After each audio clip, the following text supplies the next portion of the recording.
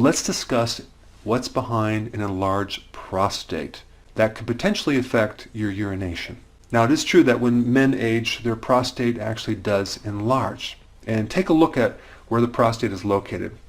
It's a gland that wraps around this little tube that's coming from your urinary bladder.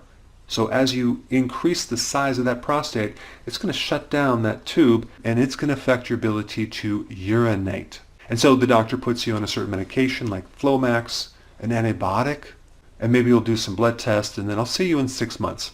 But my question is, what is causing the enlarged prostate? If you take a look at all of your hormones, they can be classified really in two different categories.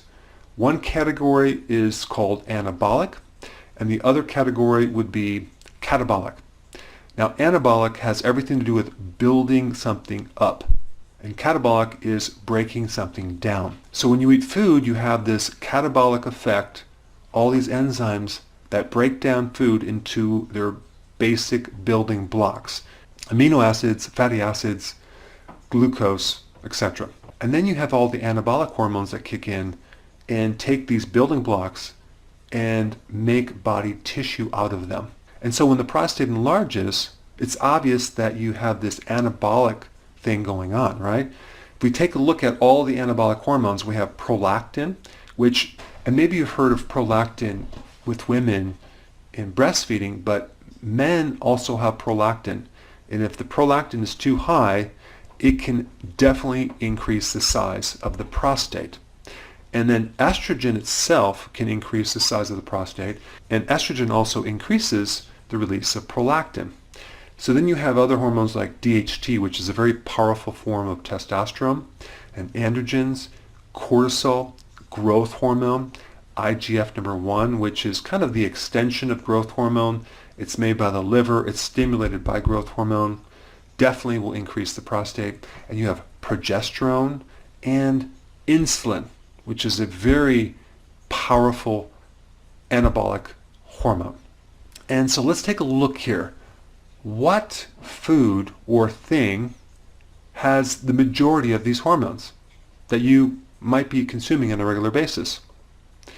Milk. Milk is a very powerful anabolic substance that is turned into cheese, yogurt, kefir, and milk contains the majority of these anabolic hormones. And so if you have urination problems or your prostate is enlarged, you need to get off milk and milk products 100%.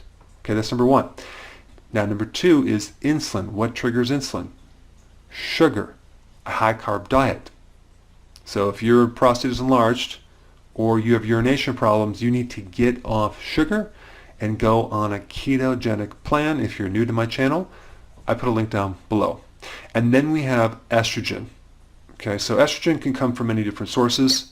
Soy is a big source of estrogen. So if you're consuming anything like soy milk or soy protein isolates as a protein in maybe a diet shake that you're taking, or you're not consuming organic foods, you just have commercial vegetables or commercial foods which have a lot of chemicals that mimic estrogen, that could be one big factor that's increasing the size of your prostate. Now, a lot of times people take natural remedies for the prostate, like saw palmetto, and because saw palmetto inhibits a certain enzyme that is normally converting testosterone into a very powerful form of testosterone called DHT, which can increase the prostate. But here's the problem. If you're taking saw palmetto on top of consuming a lot of milk products, eating a lot of sugar, potentially consuming some soy, it's not going to work. So I recommend cut out the dairy, get on a keto plan, make sure you don't consume anything that can stimulate estrogen. In addition to that, take some saw palmetto. Green tea is a great inhibitor of this enzyme. So are pumpkin seeds, zinc, and lycopene.